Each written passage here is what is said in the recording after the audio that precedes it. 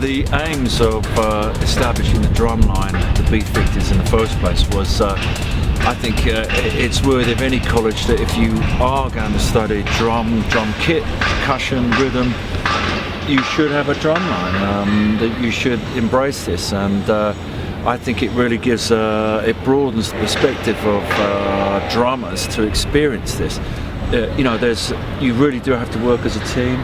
I think it accentuates so many things about playing drums, as it were. And I think when that feeds back into the drum kit, I think you undoubtedly become a better player. I run the snare course at the college, and from my perspective, seeing the ability, you know, the technique, the level of technique for the players pre-drumline and post-drumline has been pretty dramatic.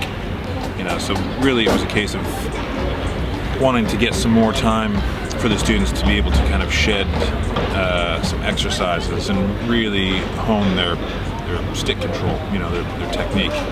And you know, drafting in Will was kind of the sergeant major figure for the drumline has been so beneficial to the line. I mean, I did a lot of it as a kid, so I mean, I just took what the people who taught me did, like just the constant repetition of running something and tightening up, sorting out your grip or any little issues you have. Like, if you just constantly run something for an extended period of time, it will get better very quickly.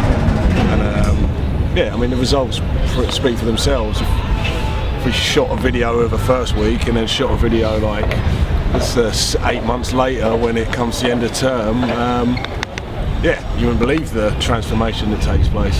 I also think the camaraderie and the teamwork, it's so prevalent in the drumline. You really have to work as a team, and I think those skills sort of filter into some of the other studies they do, you know, because you know, making music is a social thing and it's also a team thing. You want to talk about getting a phone call? Yeah, it was a very rainy Tuesday afternoon. Sat at home just doing some practice, phone rang, I was like, oh, it's Mike. Hello Mike. He's like, Will, I might have a gig for you. I was like, okay, cool. And he's like, oh, I've been asked to put together a performance piece for the UEFA Championship Finals at Wembley Stadium. I was like, sorry, what? Yeah, Wembley Stadium. I was like, okay. He's like, yeah, so do you reckon you guys would be up for learning some music, getting involved, playing in front of 90,000 people and 0.3 billion people on TV? So I kind of went, yeah, okay, we'll do that.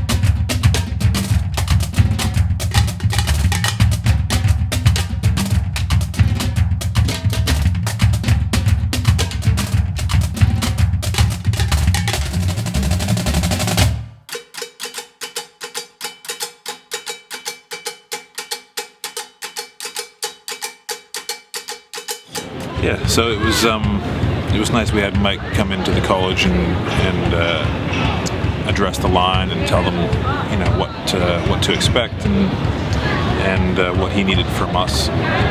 It was pretty exciting to get involved in that whole. It was a huge production, 400 players involved. 4-1, 4 and 1, 4 and 1, 4 and front the shields.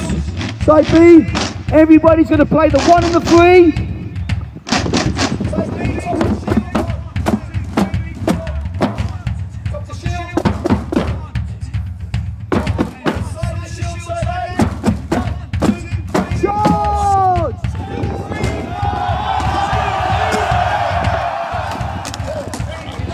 It was pretty interesting.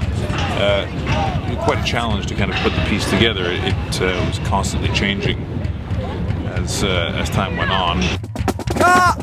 Go, right. Just so you know, right. There's two bars. So we stop, and then there's in the 2-bar break.